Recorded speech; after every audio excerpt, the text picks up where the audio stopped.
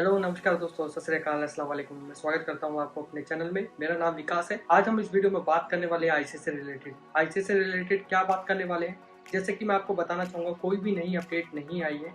मैं मगर आपको 5 ऐसे हाइलाइटेड मिस्टेक बताना चाहूँगा जो यूजुअली मेरे सब्सक्राइबर मुझे अप्लाई करने के लिए भेजते हैं और मैं फाइंड आउट करता हूँ कि क्या है वो मिस्टेक। चलिए बात करते हैं इस वीडियो में, आगे बढ़ते हैं। आगे बढ़ने से पहले मैं चाहूँगा कि आप मेरे चैनल को लाइक और सब्सक्राइब करना ना भूलें, ताकि इससे जुड़ी सारी अहम जानकारी मैं आपको दे सकूँ। दोस्तों, जैसा कि मैंने मेंशन किया है मेरे थंबनेल पे कि मेरे कुछ सब्सक्राइबर्स हैं, जो कुछ मेरे फॉलोअर्स हैं, उनको अप्रूवल मिल गया है। मैं बहुत खुश होता हूँ जब किसी मेरे फॉलोअर्स को, सब्सक्राइबर को रिजल्ट मिलता है, अप्रूवल मिलता है और वो मुझे बताते हैं। इसका मतलब उनकी ज़िंदगी में कहीं न कहीं अहमियत है। तो मैं भी चाहता हूँ कि आपको अगर अप्रूवल मिलता है मेरी वीडियो देखने के बाद, तो प्लीज़ आप मुझे बताइए, कमेंट करके, मैसेज करके या फिर किसी भी अन्य माध्यम के थ्रू आप मुझे बता सकते हैं। तो दोस्तों, मैं चाहूँगा कि आप इस वीडियो को आखिर तक देखें। दोस्तों, मैं आपको 5 मिस्टेक बताने वाला हूँ, जो कि एक रीज़न हो सकता है अप्रूवल ना आने का। देखिए, अगर आपके वो 5 मिस्टेक नहीं कर रहे हैं और आपका अप्रूवल नहीं आ रहा है, तो मैं यही कहना चाहूँगा कि आप रीअप्लाई करें, आपका अप्रूवल ज़रूर आएगा। मगर अगर आप वो 5 मिस्टेक कर रहे हैं, तो मैं चाहूँगा कि आप वो रेक्टिफ़ाई करें, ताकि आपको अप्रूवल आ सके। चलिए दोस्तों, पहली मिस्टेक मैं आपको बताना चाहूँगा, वो लोग जिन लोगों ने मुझे भेजा कि आप प्लीज़ मेरी हेल्प करिए, मुझे मेरा अप्रूवल नहीं आ रहा है, आप अप्लाई कर दीजिए अपनी तरफ से, हो सकता है आपके अप्लाई करने से अप्रूवल आ जाए। तो दोस्तों, मैंने उनसे कहा कि आप मुझे अपने डॉक्यूमेंटेशन भेजिए, ताकि मैं आपके लिए अप्लाई कर सकूँ। तो उन्होंने जब मुझे डॉक्यूमेंटेशन भेजे कुछ लोगों ने, तो मैं किसी का नाम नहीं मेंशन करना चाहूँगा, बट उन लोगों के डॉक्यूमेंटेशन देख के मुझे ही लगा कि ये क्लियर ही नहीं है। जो उनकी क्रॉप स्टाइल था, जो उनका स्कैनिंग स्टाइल था, वो बिल्कुल भी ऑफ़िशियली एक्सेप्ट नहीं किया जा सकता। तो मैं आपको बताना चाहूँगा, अगर आप किसी भी ऑर्गनाइज़ेशन में काम करते हैं और वो ऑर्गनाइज़ेशन आपको कहती है कि आप मुझे स्कैन करके भेजिए कुछ डॉक्यूमेंटेशन, ऑफ़िशियली चाहिए, वीज़ा के लिए चाहिए या किसी अन्य पर्पज़ के लिए चाहिए। अगर आप ऐसे स्कैन करके भेजेंगे, तो लाज़िम आपका रिजेक्ट होना ही होना है। तो मैं कुछ एग्ज़ाम्पल दिखाना चाहूँगा स्क्रीन के ऊपर, आप देख सकते हैं कि कैसे डॉक्यूमेंटेशन को क्रॉप किया गया है और स्कैन किया गया है। तो ये भी एक रीज़न हो सकता है कि अगर आपका क्लियर स्कैनिंग नहीं है, तो आपका अप्रूवल नहीं आएगा। तो ये थी पहली मिस्टेक। चलिए आगे बढ़ते हैं और दूसरी मिस्टेक के बारे में बात करते हैं। दूसरी मिस्टेक वो लोग कर रहे हैं, जिन लोगों को यही नहीं पता है कि उनको नाम क्या डालना है अपना। तो दोस्तों, ये एक छोटी-सी मिस्टेक है। मैं किसी को हाइलाइटेड नहीं कर रहा हूँ, मैं आपको पॉइंट आउट नहीं कर रहा हूँ, बट काफ़ी सारे लोगों को कन्फ्यूज़न है। वो कन्फ्यूज़न क्या है कि आपके वीज़ा में आपका फ़ादर का नाम ऐड होता है और आपके पासपोर्ट में सिर्फ़ आपका नाम ऐड होता है और मदर का और फादर का नाम नीचे लिखा होता है। अगर आईसीए के लिए अगर आपको अप्रूवल डालना है, तो दोस्तों आपको अपना पासपोर्ट का नाम लिखना है, आपके फादर का नाम नहीं लिखना है। Father name have nothing to do with it. तो दोस्तों, बहुत सारे लोग ये भी मिस्टेक कर रहे हैं, जो वीज़ा में नाम लिखा है, जैसे मेरा नाम विकास कपूर राजीव कपूर है, मेरे फादर का नाम, तो विकास कपूर राजीव कपूर मेरे वीज़ा में लिखा है, तो मैं वो नहीं डालूँगा। मेरा नाम विकास कपूर है, मैं सिर्फ़ विकास कपूर ही डालूँगा अपना नाम आईसीए में। ये एक दूसरा बहुत बड़ा रीज़न था, जो लोग मिस्टेक कर रहे हैं, जिसकी वज़ह से अप्रूवल नहीं आ रहा है। चलिए दोस्तों, आगे बढ़ते हैं और बात करते हैं तीसरी बड़ी मिस्टेक जो लोग कर रहे हैं। वो लोग क्या कर रहे हैं, जब आपको आईसीए का फॉर्म आप भरते हैं, तो आपको पता होगा कि उसमें आपको एक यूएई का रेसिडेंट नंबर माँगते हैं और एक इंडिया का रेसिडेंट नंबर माँगते हैं, या फिर किसी भी कंट्री से आप बिलॉन्ग करते हैं, चाहे वो पाकिस्तान हो, बांग्लादेश हो, फिलीपींस हो, किसी भी कंट्री से अगर आप बिलॉन्ग करते हैं, तो वो लोग कहते हैं कि आप अपना एक लोकल नंबर भी लिखिए। मगर कुछ लोग क्या कर रहे हैं, जब मैं उनसे माँगता हूँ डॉक्यूमेंटेशन, तो अगेन वो क्या करते हैं, दोनों तरफ मैं उनके एप्लीकेशन देखता हूँ, अगर उन्होंने बोला है कि मेरी एप्लीकेशन चेक कीजिए, क्या हो गया, अप्रूवल नहीं आ रहा है, तो अगर मैं उनकी हेल्प करने के पर्पज़ से एप्लीकेशन जब चेक करता हूँ, तो देखता हूँ कि वो लोग दोनों ही नंबर यूएई नंबर डाल रहे हैं और मेरे को समझ में नहीं आ रहा कि मैं उनको क्या बोलूँ। जब आपको पता है, आप अपनी कंट्री में हैं, अगर यूएई गवर्नमेंट से एग्ज़ाम्पल, अगर आपको यूएई से कॉल आता है, किसी भी रीज़न से, मैं ये नहीं कह रहा कि कॉल आ गया है, अगर कॉल आता है किसी भी रीज़न से, क्या आप उठा पाएँगे? अगर मैं ऑनेस्टली बताऊँ, तो मेरे चार्जेस लगते हैं, मैं तो नहीं उठा पाऊँगा।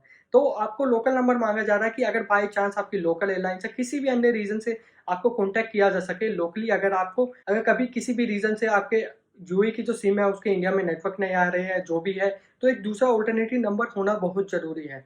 तो मैंने कुछ लोगों का रेक्टिफ़ाई किया, उनकी जगह अपना नंबर डाला लोकल। अगर कल को बाय चांस कुछ भी होता है, कॉल आती है जिनके लिए मैं अप्लाई कर रहा हूँ, सबके लिए नहीं, जिसका भी नंबर डालता हूँ मैं उसको बता देता हूँ कि अगर आपका यूएई नंबर आपने दोनों में डाल रखा है और अगर आपको एक लोकल नंबर चाहिए और मैं उनसे रीच आउट नहीं कर पाता हूँ, तो मैं अपना नंबर डाल देता हूँ और I am full responsible for this.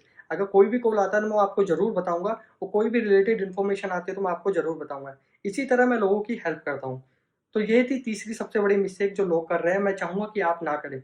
चलिए आगे बढ़ते हैं और चौथी मिस्टेक के बारे में बात करते हैं। तो दोस्तों बताना चाहूँगा, पिछले कुछ दिनों से आईसीए ने 24 से 48 आवर के बीच में रिस्पॉन्स करना शुरुआत कर दिया है। पहले क्या होता था, पिछले अगर 1 महीने की बात करें, तो उन महीनों में क्या होता था, अगर आप अप्लाई कर रहे हैं तो आपका 1 महीना, 15 दिन, 10 दिन, 7 दिन में कब आपका रिजेक्शन का ईमेल या अप्रूवल का ईमेल आएगा, आपको भी नहीं पता था, मुझे भी नहीं पता था, किसी को नहीं पता था। तो अभी क्या होने लगा है कि आईसीए ने 2 या ढाई दिन के अंदर आपको रिस्पॉन्स कर देती है, अगर आपका अप्रूवल आ जाता है या फिर रिजेक्शन हो जाता है। तो दोस्तों, कुछ लोग क्या कर रहे हैं, जब वो अप्लाई करते हैं और अराइवल डेट डालते हैं, उसके बीच में कोई गैप ही नहीं रखते हैं। मतलब 2 दिन या 1 दिन, ये भी नहीं कंसीडर करते कि वीकेंड आ रहा है कि नहीं।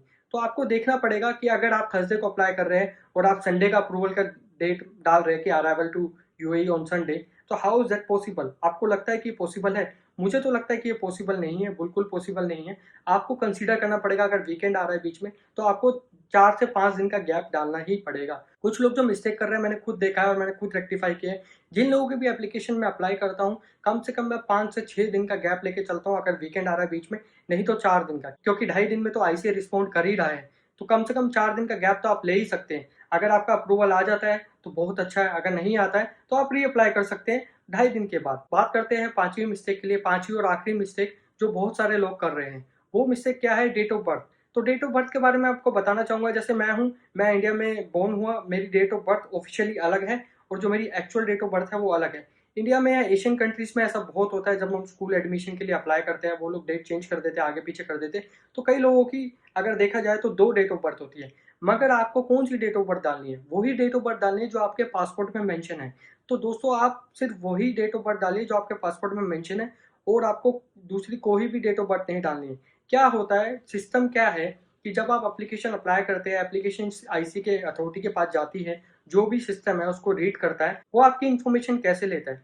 वो आपकी इन्फॉर्मेशन आपका एमिरेट्स आईडी नंबर डालता है, जिसके थ्रू उसको सारी पासपोर्ट की इन्फॉर्मेशन, सारी जो आपकी वीज़ा की इन्फॉर्मेशन, वो सारी इन्फॉर्मेशन आ जाती है। अगर आप कुछ भी गलत डालते हैं, अपना नाम गलत डालते हैं, अपने फादर का नाम जोड़ देते हैं, जब जो कि आपके पासपोर्ट में आपका नाम अलग है, तो रिजेक्ट हो जाएगा। अगर बाय चांस, मतलब बहुत कम चांस है, 0.01% मैं बोलूँगा, अगर अप्रूव हो भी जाता है, तो अगर आप एयरपोर्ट जाएँगे आपका रिजेक्ट हो जाएगा। आपको बोर्ड ही नहीं करने दिया जाएगा, क्योंकि आपकी जो इन्फॉर्मेशन है आईसी अप्रूवल में और जो आपकी पासपोर्ट पे इन्फॉर्मेशन है, वो 2 अलग-अलग होगी। आपका नाम अलग शो करेगा, चाहे आप कितना भी वीज़ा दिखा दें, उस एयरपोर्ट पे सिर्फ़ पासपोर्ट ही काम करेगा। तो दोस्तों, ये 5 बड़ी मिस्टेक थी जो मैं आप चाहूँगा कि आप ना करें, और उन लोगों को भी शेयर करें जो लोग ये मिस्टेक कर रहे हैं और जिन लोगों को क्लैरिटी नहीं है अभी तक पिछले 2 महीने में कि कैसे अप्लाई करनी है एप्लीकेशन। तो दोस्तों, मैं जैसे बताना चाहूँगा कि मेरे कुछ दोस्तों को, मेरे कुछ फॉलोअर्स को, सब्सक्राइबर को अप्रूवल मिल गया है, वो 3 लोगों को मिला है। एक मैं नाम नहीं बता सकता हूँ, मगर एक थे इंडिया से और 2 थे पाकिस्तान से। तो उन लोगों को कांग्रेचुलेशन, बहुत जल्दी इंडिया से जो फ्लाइटें चालू हो रही है 1 अगस्त के बाद आप जा सकते हैं, और जो पाकिस्तान से तो ऑलरेडी फ्लाइटें चल रही है, आपको पता है। आप अपना कोविड-19 टेस्ट करा के प्योर हेल्थ की वेबसाइट पे जाके रजिस्ट्रेशन करा के आप जा सकते हैं। तो कांग्रेचुलेशन टू दोज़। एंड आज मैंने कुछ 3 लोगों का अप्लाई किया है, इंशाअल्लाह उनका अप्रूवल ज़रूर आएगा। और मैंने खुद का भी अप्लाई किया, कल रात को मेरा रिजेक्शन आ गया था। तो मैं चाहूँगा कि आप भी दुआ करें कि मेरा अप्रूवल भी ज़रूर आए, ताकि हम साथ में यूएई जा सकें। ये मेरी एक पहली वीडियो थी जो मैं सामने आके बोल रहा हूँ आपके सामने। तो माफ़ी चाहूँगा अगर कोई मिस्टेक हुई हो। ऐसे ही प्यार देते रहिए, ऐसे ही मेरे चैनल को लाइक और सब्सक्राइब करते रहिए, ताकि मैं आपको ऐसी ही अहम जानकारी दे सकूँ। आईसीए से रिलेटेड जैसे ही कोई इन्फॉर्मेशन आएगी, मैं आपको सबसे पहले दूँगा। धन्यवाद। आपका दिन शुभ हो।